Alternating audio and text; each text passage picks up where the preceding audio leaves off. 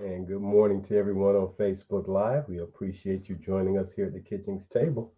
As always, we're glad to see you. Hopefully, you're glad to see us. Good Good morning, morning. good morning, good morning. Happy 2022. Yes, we've made it. And we should all be glad to see one more year, especially to have one more day. I'm Earl Kitchings. I'm the host of the Kitchings Table here on Awesome Radio, live on Facebook. And we can also be seen on Roku uh, TV, GPAC 23, here at Awesome Radio 106.9 FM, WBISLP. And today, January the 4th, our title of our show for today is Medical Waste in America. Medical waste. Now, I know we tend to talk about waste, and I'm sure some of us grew up with the slogan waste not, want not. Waste not, want not, meaning if you don't waste it, you won't need it. But when we talk about waste in America, and we do have a lot of waste in this country, industrial waste, business waste, residential waste, commercial waste. But today we're going to focus in on one specific type of waste that we probably don't think about. You probably don't think about anything that goes on in this particular industry until you have to go there, be there, see someone there. And I'm talking about the medical industry. There is a lot of waste going on in the medical industry. And by no fault of their own, it happens to be one of those things where it has to be that way because when we talk about health and safety, sanitation, everything that is in a doctor's office or a medical facility or a hospital or dental office, no matter what office you go to, there is a lot of packaging that takes place in these environments, and they're because of sanitation and health. So we're going to be talking about that today. But before I get into that, let me just ask you this question. If I ask you how many hospitals, public hospitals, do you think there are in America? Or how many hospitals altogether do you think there are across this country? What would your answer be? 10,000, 2,500, 5,000? What numbers would you give? Well, let me just give you some statistics real quick. The total number of all hospitals, both public, private, federal, in the United States of America is right around 6,100. Number of federal government hospitals, 208. Number of non-federal psychiatric hospitals, 625. Other hospitals, 116. So as you can see, there is about maybe 5,000 or so public hospitals in America throughout this whole country. Total staff beds in all U.S. hospitals, 919,559. And when we say that, take into account that's less than a million. And I want you to just put that with the number of COVID cases we're dealing with throughout this country on a day to day basis. And you can see that COVID is dominating the landscape. But COVID, the Omicron variant, the Delta variant is a whole nother story. We talked about that in 2020, but today we're going to talk about the public waste or the waste in medical uh, facilities and hospitals. Again, 549 public and private hospitals in America outside of what the federal government has. Total healthcare spending in America went over $4 trillion. Total healthcare spending went over $4 trillion in 2020, and more than 30% of that, or about 1.24 trillion, was spent on hospital services. Services, not supplies, services. Hospital costs average about $2,600 per day throughout the United States, about $3,700 in California, and about $3,200 in Oregon. So on the West Coast, it's a little bit more expensive. Now, how do we define medical waste? Medical waste is a subset of waste generated at healthcare facilities such as hospitals, physician offices, dental practices, blood banks, veterinarian hospitals and clinics, as well as medical research facilities and laboratories. So we put all of those places, facilities, locations into one lump sum, and they give us all the medical waste that we produce each and every day of each and every year.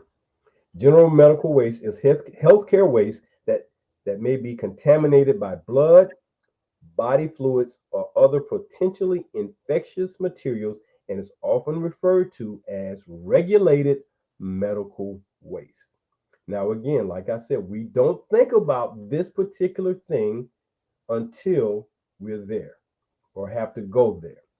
And I'm bringing up this particular topic today simply because of this. Over the holidays, I had to go to the hospital because my mother had dehydrated to the point where they had to rush her to the hospital. While in the ER area, I was observing the amount of nursing, physician, healthcare first responders who are back there treating people and the amount of supplies and equipment that they have to utilize to just take care of people in that probably 2 hour window that I was there. Latex gloves. Every time they have to deal with a different patient, they have to put on a brand new pair of latex gloves. Every time they open up some type of product or equipment or supply that they have to use on a patient, comes in packaging, they open up that packaging, they discard the packaging, use the supply, throw the supply away in general trash. If it's something that they have to use, for instance, where they have to inject something that goes into the hazardous waste box.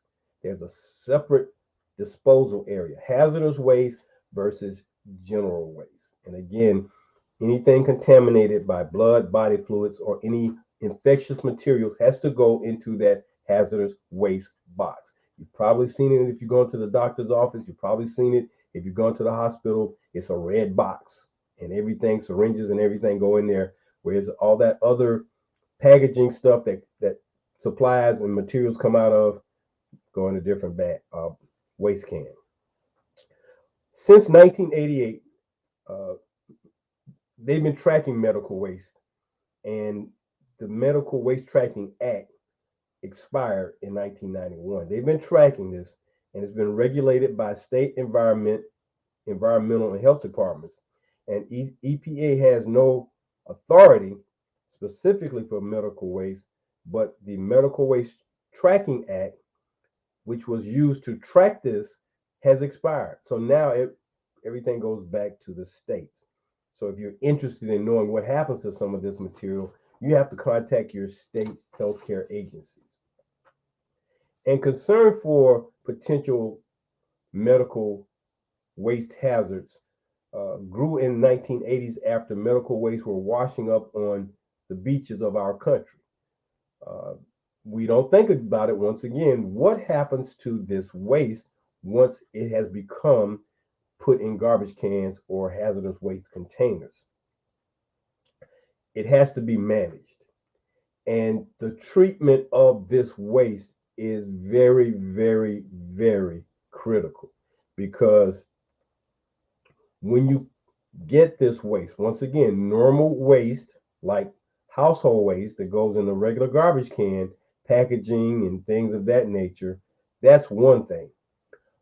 But the hazardous waste, not only hazardous waste, but hazardous waste from syringes and things that may be contaminated by blood or body fluid.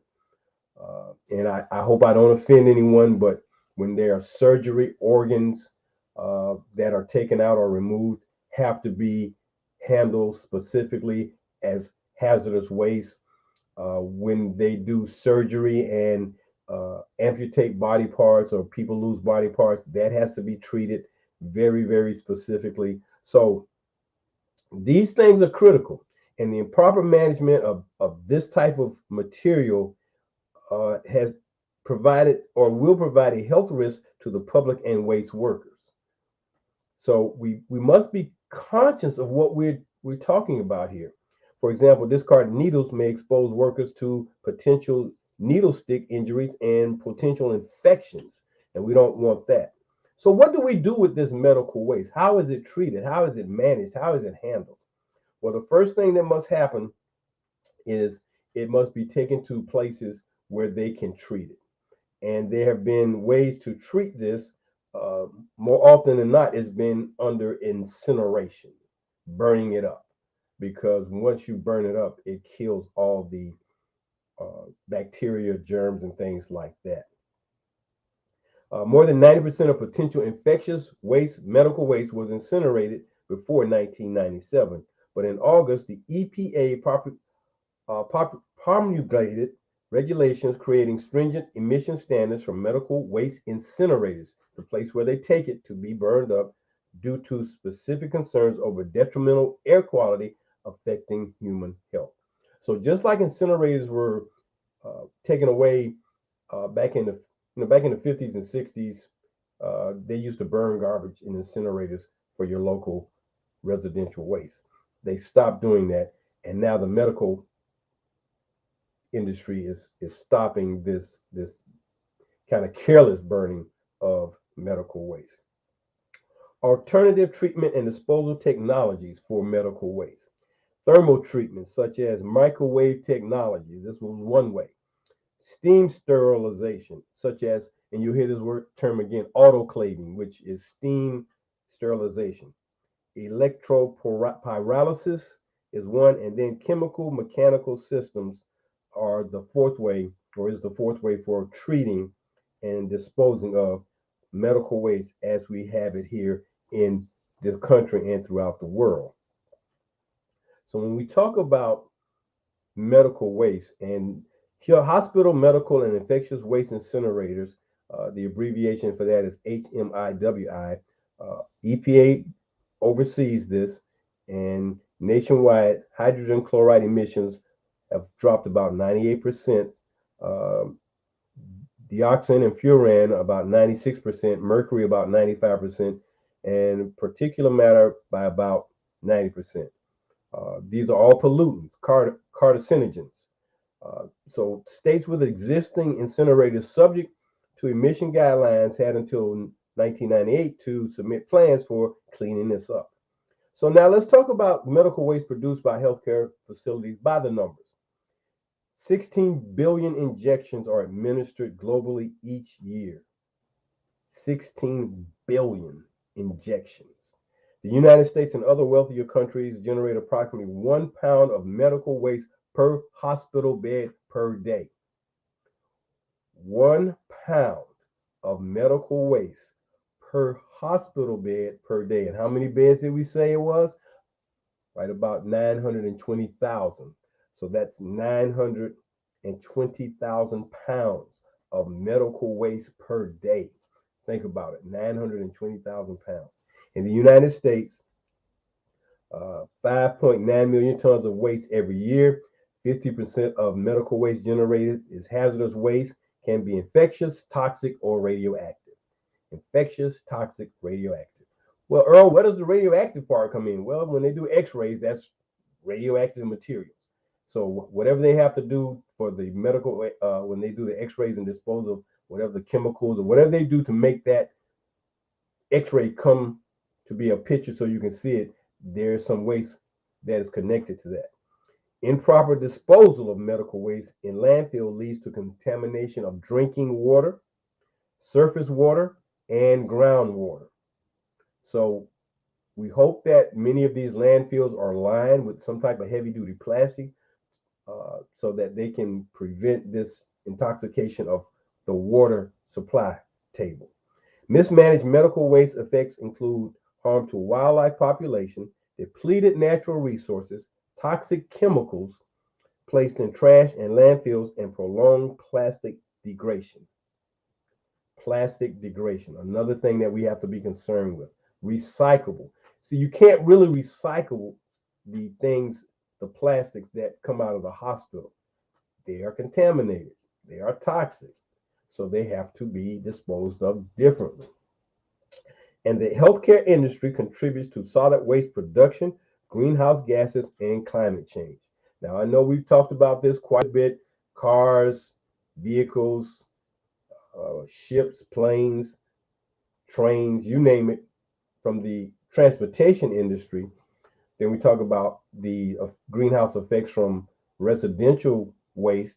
But now understand that hospital waste provides problems in our environment. So, Mother Nature, the world, Earth, is being bombarded with contamination all over the place, environmental changes all over the place, not just from toxic vehicles, but not just from your residential waste. Medical waste is a part of this too. So, materials waste and recycling, plastic generation, and we're all familiar with plastic. We know that plastic is a lifesaver in our world. However, the disposal of all this plastic, where does it go? Because plastic stays around for a long time. I mean, unless you burn it up. And again, when you burn it, it causes fumes, which goes up in the air. So the cycle just goes around and around. In 2018, plastic products generated 35.7 million tons, or 12% um, of the generation of waste. This was an increase of 4.3 million tons from 2010 to 2010 to 2018. So, plastic generation is growing. It's probably going to keep growing, and we must be very conscious of it. Measured by tonnage, the most recycled products and materials were corrugated boxes. That's the first material. Then there was mixed durable paper goods. That was the second measure of recycled products based on tonnage. 3.2 million tons of corrugated boxes, 8.8 million tons of non-durable paper products, glass containers contributed 3 million tons, mixed paper containers and packaging, 1.8 million tons, newspaper and mechanical papers, 3.3 million tons, lead acid batteries. You ever think about what happens to the batteries when they're disposed of, where they go? How do they take care of that? They contribute 2.9 million tons of recycled products and materials. Major appliances, refrigerators, stoves, water heaters, 3.1 million tons. Wood packaging, 3.1 million tons. Tires. You pay that fee for disposing of tires. Tires create 2.6 million tons. And selected consumer electronics creates 1 million tons of recyclable tonnage every year. Collectively, these products accounted for 90% of the total recycling product in, I'm going to say, the world. Okay, so 90% of the recycled products, and this was just in 2018. Imagine that has now increased. So when you go to the store and they ask you paper or plastic, all those plastic bags, when you see all the packaging, imagine what food would be in the stores if there was no packaging. Imagine what the products you buy did not have any packaging. When you go to buy a brand new phone and it comes in a nice pretty box, they put it in a nice pretty bag, all this packaging has to be made, manufactured, and then once you use it, it goes. If you're not a recycler, now my wife will tell you I'm a recycler because I believe in recycling. But if you don't recycle, then it goes in the garbage, it goes in the landfill, and we just fill up the landfill with all this garbage that could have been recycled to some degree. Recycling is important, and as we continue to have weigh in on the destruction of Mother Earth from this perspective of waste in America from all areas, we have to be more conscious of it. Greenhouse gases, environment, all this is what they're talking about when they talk about the change of the environment and how it's changing. We have to keep in mind what's going on with that. And if we don't, we are rapidly destroying Mother Earth. And when Mother Earth is on her dying bed, when she's on life support, who's going to save her? Think about that. We keep just doing the things that we should not be doing and thinking that there's going to be a magic bullet that's going to save the world. It's not going to happen. Man created this, man is going to have to fix this. Higher powers are not going to fix this. They gave us this great big blue marble called Earth with all of these things. Man has been the dominant creature to govern and have domain over it. We've had a lot of great inventions. Now we need to come up with inventions to minimize the effects on the environment from waste, emissions, and everything else that's causing climate change to happen. If we don't fix this soon, the world is going to be in bad shape. And like I said, when Mother Nature is on in intensive care, who's going to save her? That's something to think about. But medical waste, we're talking about today here on WBIS LP 106.9 FM, Awesome Radio. This is the Kitchings Table, seen on Facebook Live, Roku TV, GPAC 23, and we welcome you to join us every Tuesday morning here on Awesome Radio to hear what the Kitchings Table has for you, because we make it a point to find topics of interest that may give you some information, some knowledge, some help, give you some things to laugh about, some things to think about. But it is our goal to make sure that every Tuesday we bring you something tangibly important to cause your mind to go, I hadn't thought about that, or let me give that some thought. Knowledge is power, but wisdom is critical. So, we get to the middle part of our show. And when we get to that part, we call that part of our show here on Awesome Radio, 106.9 FM, the pantry. The pantry. Kitchings Table, kitchens, you go to the store, pantry. Okay, you get it. So today we're going to talk about medical product suppliers and manufacturers, because these are the companies that manufacture most of the products that we see. And this is just going to be from 2016 to 2021 about the trends in medical supply wholesaling in just the United States for the most part. And companies in this industry manufacture medical equipment and supplies, including surgical, medical instruments, dental equipment, ophthalmic goods, and surgical appliances. Surgical appliances. You thought you had appliances in your house. There's appliances in the hospital. When you think about the things that they roll around to take your vitals, when they roll around and do your, you don't have to go to the x-ray department anymore to get an x-ray. They wheel a x-ray machine right to your bedroom or right to your bed, wherever you are. So there are a lot of equipment, appliances that's being made. And here are some of the companies that are major companies in this industry: Baxter International, Boston Scientific, Johnson & Johnson, Stryker. Then there are the companies in Germany such as B. Braun, that's B. Braun, Excelsior Luxottica, which is in France, Smith and Nephew in the United Kingdom, and Terumo in Japan.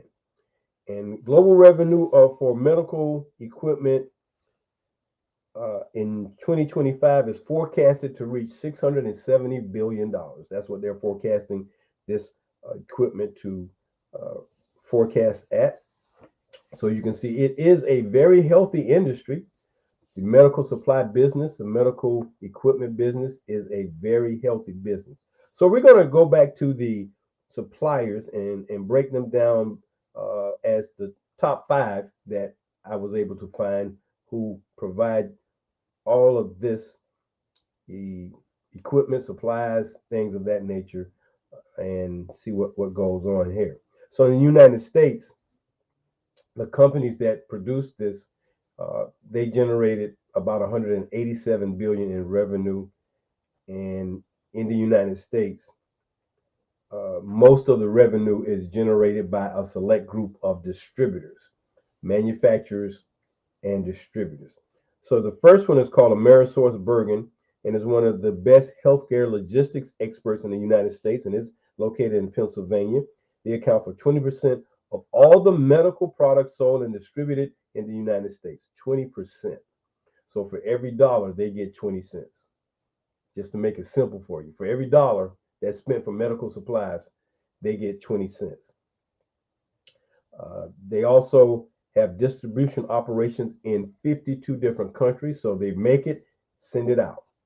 They offer logistical support for the delivery of drugs, pharmacy services, animal healthcare goods, and medical facilities. AmerisourceBergen. Then there's the McKesson Corporation, and it is a healthcare coverage and access company that wholesales surgical supplies, post-acute care supplies, packaging services, plasma, gloves, syringes, and masks to professionals and medical centers.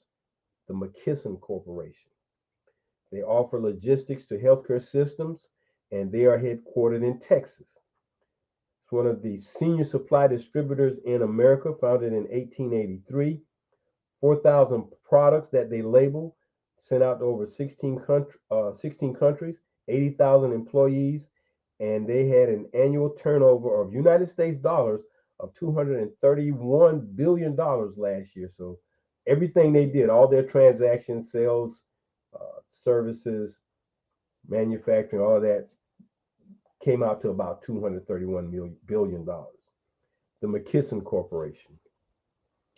Then there's the Henry Schein Company, a medical distributor of a range of healthcare products, and is considered to be the largest international healthcare distributor due to the span of its operations. They deal with over 120,000 branded medical products. Think about that. 120,000 branded medical products.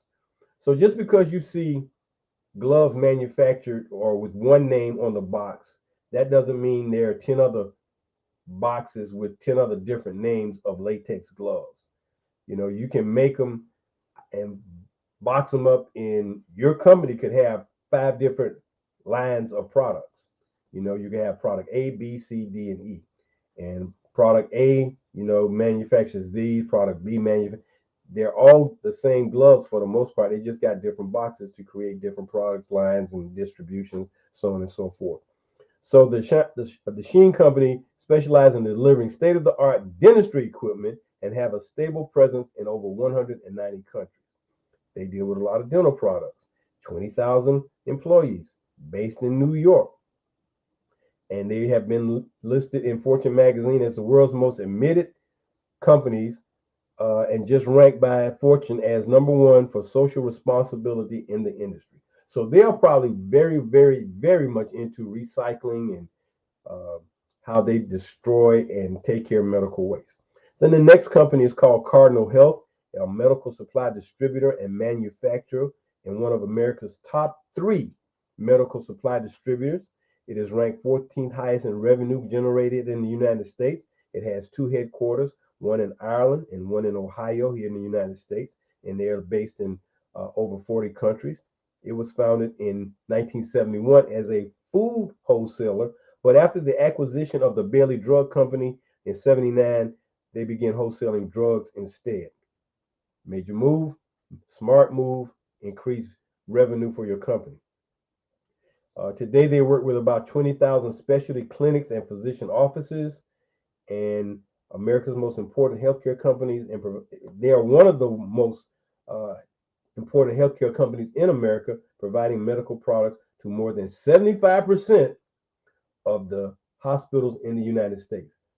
Cardinal Health, they are supplying 75% of the products in U.S. hospitals. So if there are 10 items in the room or in the cart or whatever, 7.5 of those come from Cardinal Health. And then finally, there's Pipeline Medical, the youngest company on this list. It's a medical supply logistics provider that works with the largest companies in the world to bring high quality medical equipment from factory to the point of sale at marginal expense, and it is currently one of America's fastest growing medical distributors. Pipeline Medical, specializing in the highly niche and technical field of distributing critical medical equipment to governments, integrated distributor networks, group purchasing organizations, and hospitals. So these five companies are the primary. They're the ones that make it happen. They're the ones that are distributing the products and the equipment. They are the top companies in this industry of medical supply. They are doing this every day. Just think about how much manufacturing goes on in the medical industry every day. How much glass, the vials. When you see them rolling out the images of the COVID-19 vials, and you just see, thousands of bottles, think about how much glass that is to make all those vials. That's just for COVID. That's not for all the other liquid medical supplies, remedies, things that they make to help keep us well. That doesn't even include the rest of those.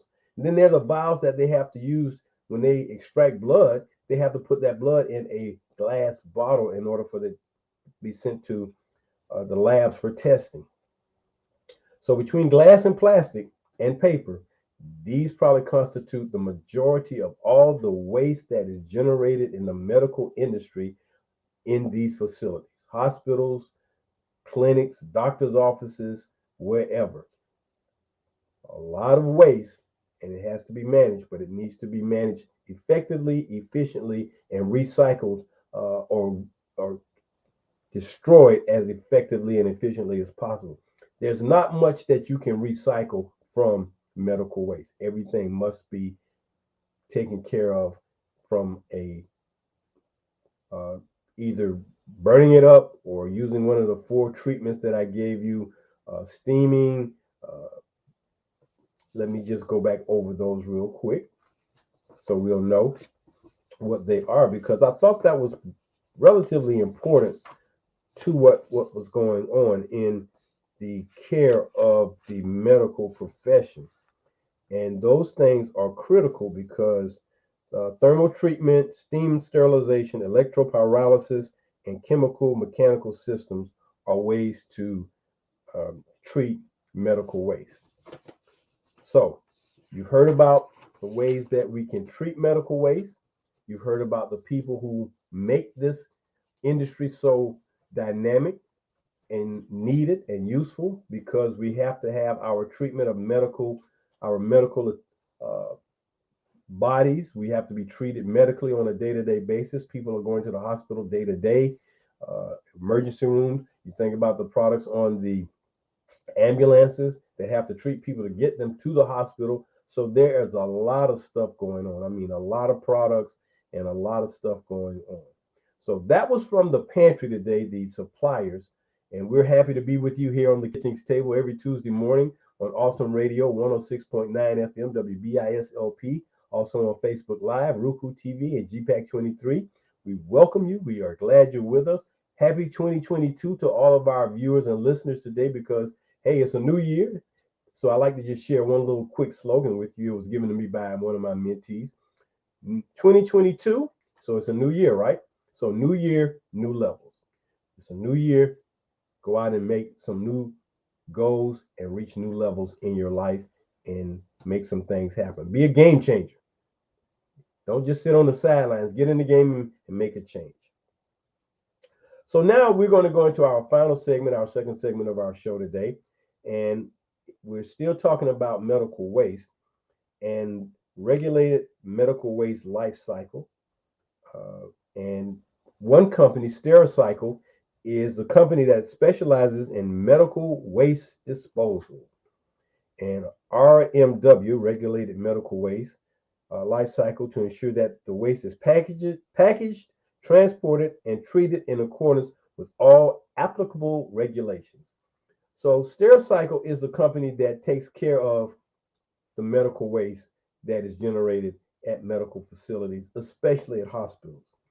So the things that they do, they segregated packaging and label. Waste is packaged and labeled based on guidelines and requirements set by the DOT and the state you are located in. And then there's the storage. Waste is stored on site until pickup is scheduled. So at a hospital, they probably have a room where all this stuff goes and it's lodged and located there. And storage requirements, including time limitations, vary from state to state. Then after they get there, they pick it up and document it by a driver for Stericycle with the shipping records. Then it's transported to a Stericycle facility in accordance with DOT and other acceptable transportation standards. Then it is treated and disposed of at their incineration or autoclave steam sterilization facility, rendered non-infectious and disposed of in accordance with federal, state, and local regulations. So there are three different regulations that this stuff has to go through, this medical waste has to go through. And then lastly, in the seventh part of this cycle, waste shipping papers are retained by the customer and Stericycle for the required period to ensure compliance. Records are also available on their website. So you have a company that specializes in taking medical waste from a facility, transporting it safely and carefully to their facility where they will take it and dispose of it in a regulated manner, either through incineration, chemical treatment, steam treatment, electronic treatment, whatever they have to do in order to treat it so that it is no longer a risk to our public health. So let me just share with you the disposable services for different types of waste. And this again has to deal with Stericycle because uh, the management, collection, transportation, treatment, and disposal of these wastes is regulated and it is very critical. So the first one is trace chemotherapy waste. Now, I know you heard one word in there that probably got your attention: chemotherapy. And we all relate chemotherapy with what? Cancer treatment. Now, we don't think about it until we have to deal with it. Even if you've been treated for it, you don't really think about, well, how do they treat all of this waste generated from these chemicals to help me get well? Chemotherapy waste includes empty chemo drug vials, syringes, and needles, spill kits, IV tubing and bags, contaminated gloves and gowns, materials from spill cleanups, or bodily fluids and waste. This waste should be properly segregated, packaged, and labeled for safe pickup and disposal. Chemotherapy, treated chemotherapy waste, chemotherapy waste from chemotherapy treatment. Then next is pathological waste. And this is the waste such as human or animal body parts, organs, tissues, and surgical specimens. These are packaged separately for pickup and marked for incineration only. Incineration only. So they have to be careful with this.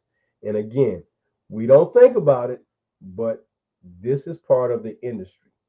When there are amputations or there are organs that have been removed from the body, whether it's human or animal, it has to be disposed of. Pathological waste, that's what they call it. Then there's sharps waste. Sharps waste are wastes that are created from needles, scalpels, blades, pipettes that have come into contact with blood, body fluids, or microorganisms. Things you cannot see, organisms you cannot see, microorganisms, and should be disposed of in a designated disposable sharps container. That's probably those red boxes you see in the hospitals and doctors' offices. This can be added to the biohazardous or red bag waste to reduce red needle stick injuries and keep employees safe. So that biohazard stuff is treated totally different. And biohazardous medical waste are treated, first of all, are transported by special vehicles, shipping containers, and waste, and are certified on scales. And these containers can then be offloaded, and the waste is placed into an autoclave unit. Remember, autoclave is like steam cleaning or steam uh, disposing of it. Once sterilized, the waste is transported to an approved landfill. So obviously, there must be some special landfills that deal with medical waste. In addition to biomedical waste disposal, companies provide proper destruction and disposal services for other waste items common to healthcare facilities, such as confidential documents and expired pharmaceuticals. Expired pharmaceuticals, basically, when you're given a prescription and it's dated and it says it expires on a certain date, those pharmaceutical drugs that have gone beyond their expiration date have to be disposed of properly. So again, biohazard and pharmaceutical waste all have to be treated very, very carefully. So we talk about the treatment and disposal. So I want to go a little bit into how each one of these work so you have a better idea as we come down to the close of our show today. And again, our title and theme for today's show has been medical waste in America, talking about that industry, medical industry that creates billions of tons of waste every year that has to be treated and disposed of carefully and properly. And it must be minimized to prevent any type of health risk publicly. So the treatment and disposal uh, of these medical byproducts, waste, whatever you want to call it. Before any waste is disposed of in landfills, it must be determined whether the waste is safe. There are several treatment technologies, and this makes it less hazardous. Treatment of medical waste helps ensure infectious waste, potentially infectious materials, or toxic items do not seep into the soil or nearby water sources. So let's go with the first one here, autoclaving. Autoclaving, autoclaving provides sterilization through steam sterilization. Through autoclaving, though autoclaving is a good solution for sterilizing microbiological waste, it is not an appropriate solution for other types of waste such as pathological or toxic chemicals. So the pathological and the toxic stuff does not get steam cleaned. It does not. It does not get that. Then there's chemical disinfection, and it is usually reserved for chemical and liquid waste. So the liquid and chemical waste that comes out of the facilities are treated with chemical disinfection. And chlorine is a common chemical used in this process of disinfecting. So we all know that around the house we have these wipes now, these chlorinated wipes to disinfect surfaces, to disinfect uh, things we use to help minimize bacteria and microorganism growth from spreading. So chlorine is probably the number one killer of these uh, microorganisms from liquid and chemical waste. The types of microorganisms in the waste and how contaminated the product is determines whether it is an effective choice for sterilization. So they have to, again, take into account whether this will be an effective way to deal with disinfecting or sterilizing to dispose of chemical and liquid waste.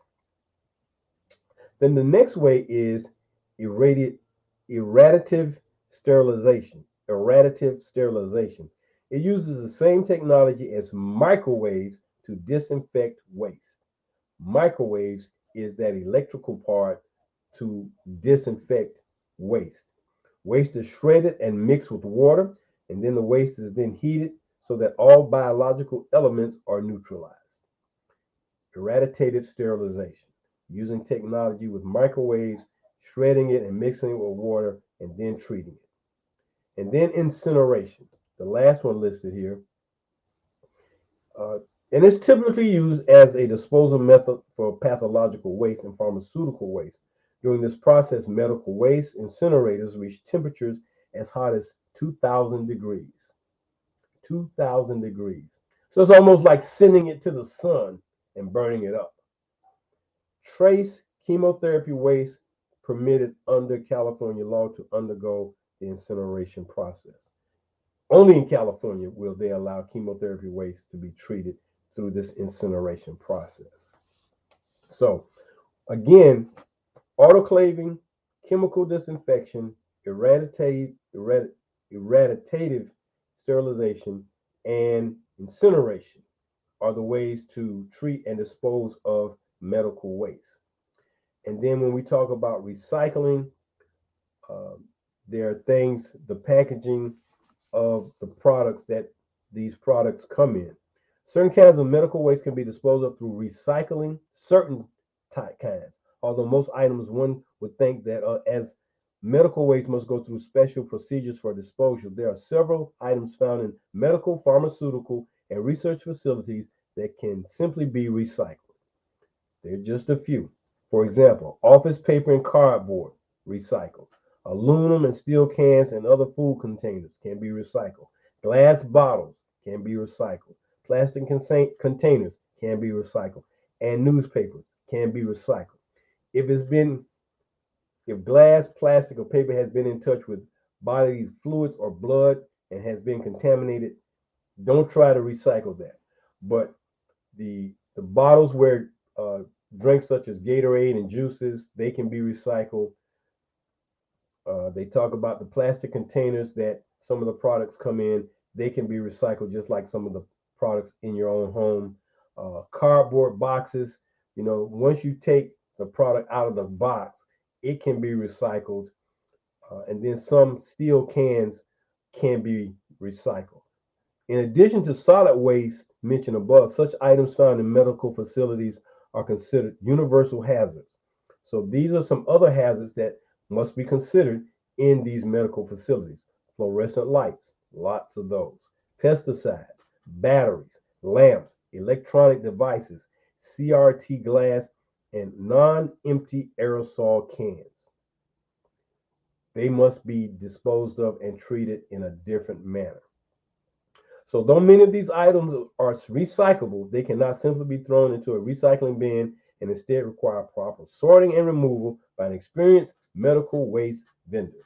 Stericycle is one of those medical waste disposal vendors who have been properly licensed and certified to take care of this hospital waste that you will see the next time you go in the doctor's office, the next time you go in the hospital, the next time you go in the dentist's office, the next time you take your pet to be treated, your animal to be treated by a veterinarian at their facility, or when you see them using these products, just remember that there's a lot of products being manufactured and a lot of waste coming from these products. So we have to dispose of them properly and we have to recycle them properly. And if we do those two things, it will help us to keep our environment safe and minimize the contamination that could put us all at risk from the medical waste that is generated in not only the United States, but throughout the world. And again, almost 400 billion tons of this medical waste is generated every year. 400, almost 400 billion tons. That's a lot of waste. However, it is necessary because when we get sick, the only thing we're concerned about is getting well. So think about that. And the next time you go to a hospital or you're in a medical facility, but specifically at a hospital, thank those people who give care and service, especially the ones who are in the ER areas, or the nurses and doctors who come see your loved one or treat you and give you that attention and care that are taking care of you, because without them, you will not get the treatment or you will not get well. So remember, thanks to them, understand medical waste, understand recycling, understand that things have to be taken care of so that we can minimize the dramatic impact that it's having on Mother Nature. We do not want Mother Nature to get on the critical ill list or get into intensive care. All right? Very good. Once again, we'd like to say happy 2022 to all our listeners here on Awesome Radio, 106.9 FM, WBIS, LP, also to our Facebook Live viewers. And until our next show, I'm Earl Kitchings with the Kitchings Table here every Tuesday morning here on Awesome Radio. We're saying goodbye. Have a great day and make it a great 2022 because guess what? You deserve it. New year, new levels. Stay safe, everybody. See you next time.